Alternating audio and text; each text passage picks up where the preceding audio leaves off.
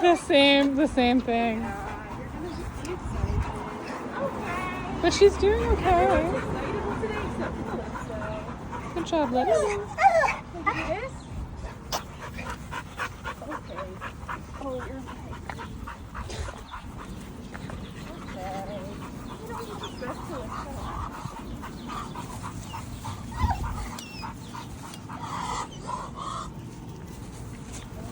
I think